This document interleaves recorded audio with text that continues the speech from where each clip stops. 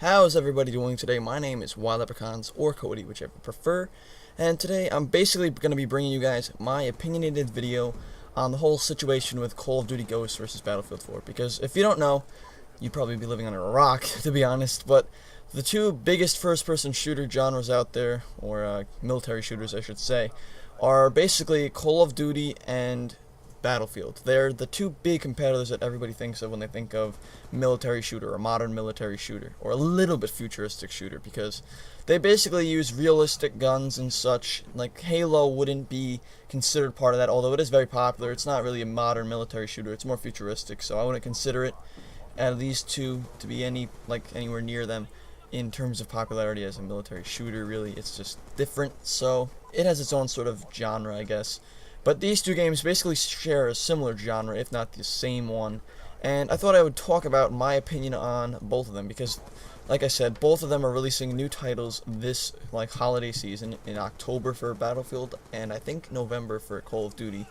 And I'm going to end up picking up both of them, because I think, like everybody else probably does, that it's good to experience both games before you pick a favorite. And from first glances, though, I actually think that I might enjoy Battlefield more than Call of Duty, because Call of Duty, although they claim to be very innovative, each year it seems to be the same. And to play devil's advocate for a second, Battlefield 4 looks more like Battlefield 3.5. It's got a little bit updated graphics, it's got more of an updated sort of engine and stuff, but it's not really that much different from the core Battlefield that people have come to know and love. And that's a good and a bad thing, because if you don't innovate enough, then people will complain that it's the same game and it's just like a big expansion pack that costs $60. And that's what Call of Duty used to be like. And I just wanted to quickly mention, this came up in my head for a second, that if I sound different, just don't think it's your speakers or anything. I just changed my microphone settings around a little bit. But if it sounds bad, then just tell me, because I don't really have to re-record this commentary. So whatever it sounds like, you just inform me. If it sounds bad, then just leave a comment and I'll make sure I change up the settings so it sounds better.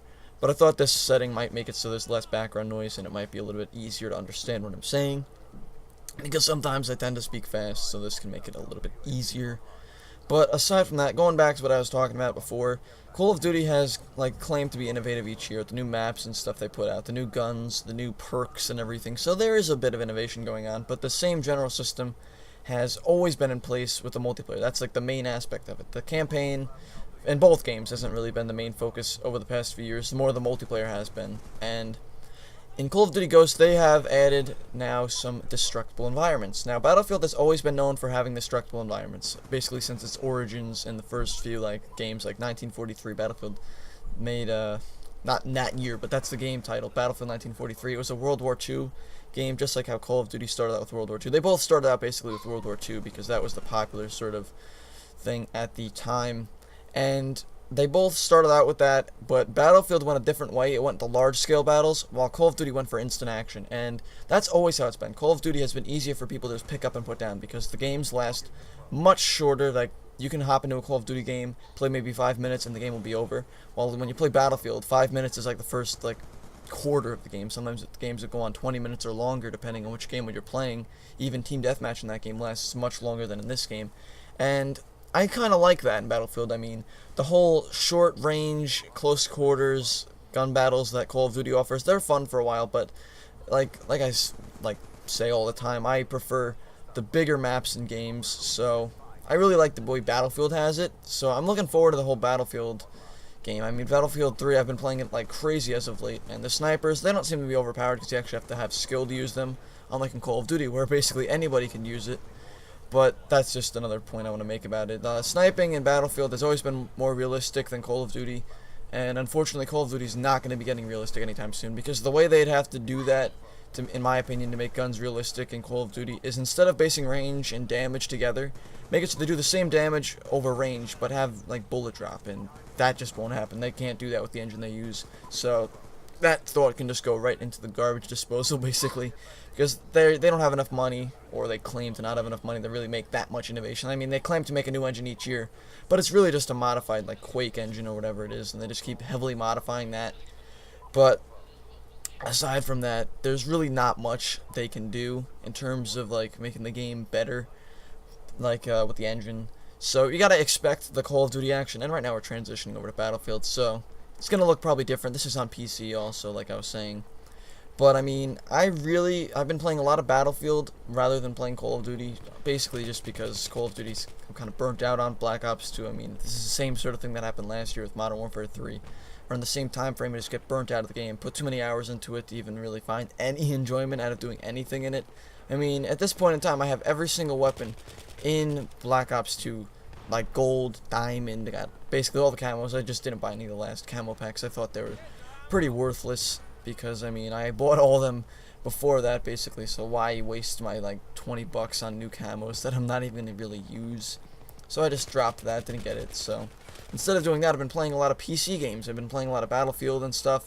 And Battlefield really seems to like suit me well. I think that I enjoy the larger scale combat. I mean, right now I'm using a submachine gun, so it's not the best sort of weapon for this game, but I'm playing team deathmatch, so it's, excuse me, closer quarters, so you don't have to worry about all that much long range combat. But it seems to be that Battlefield has a better model when it comes to balancing weapons in a lot of ways. I mean, some people complain about the M16A3 and how it's overpowered, so I'm interested to see how the next games both balance guns. I mean, Battlefield 4, they have to like somehow balance all the things they put in there because they have DLC and they release new guns with all the DLC.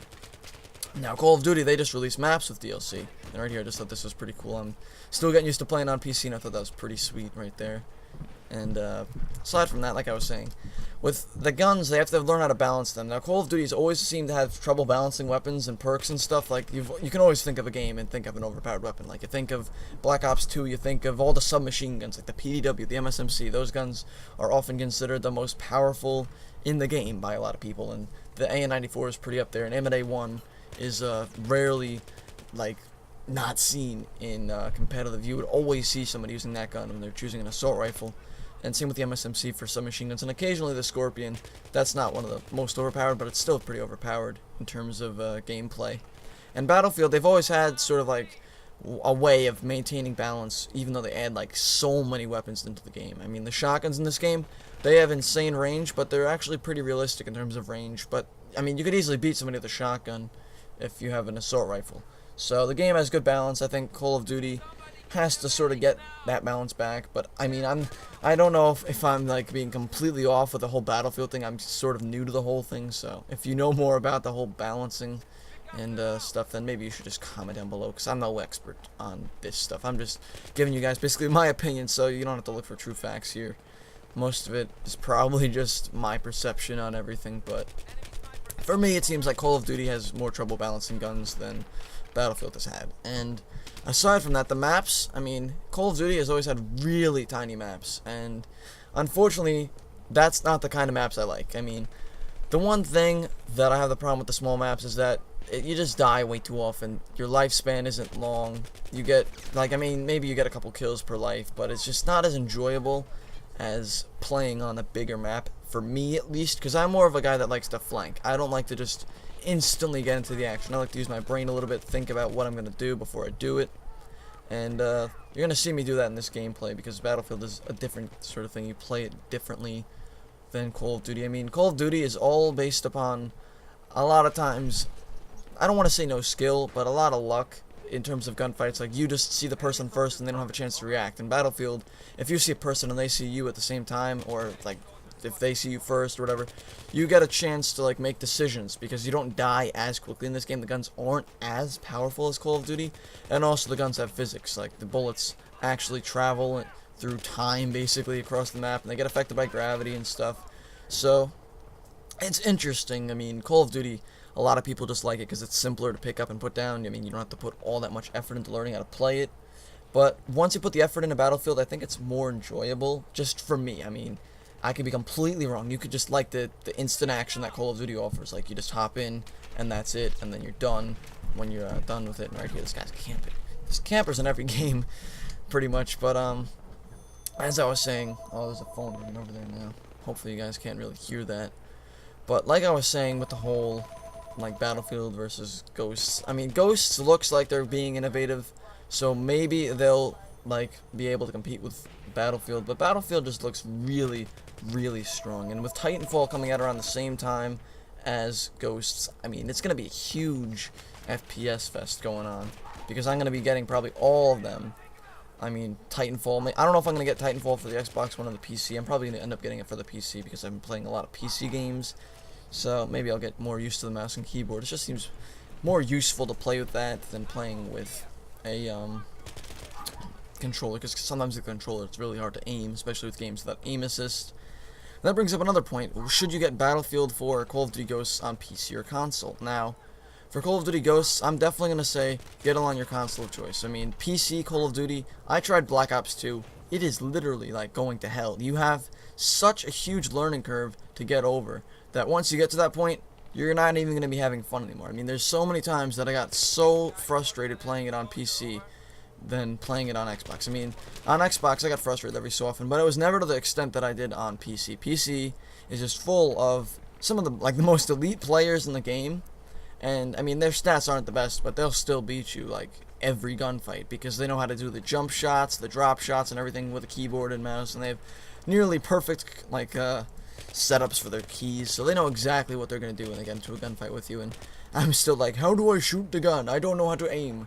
But, with that, I think Call of Duty better played on console. I mean, there's a lot more people gonna be playing it on console. That's one thing. You're not gonna be set up with all these like really good players as much, because on PC the community is so limited compared to on console. Because on console you have both the PlayStation 3 and the Xbox 360, and then the new ones are coming out.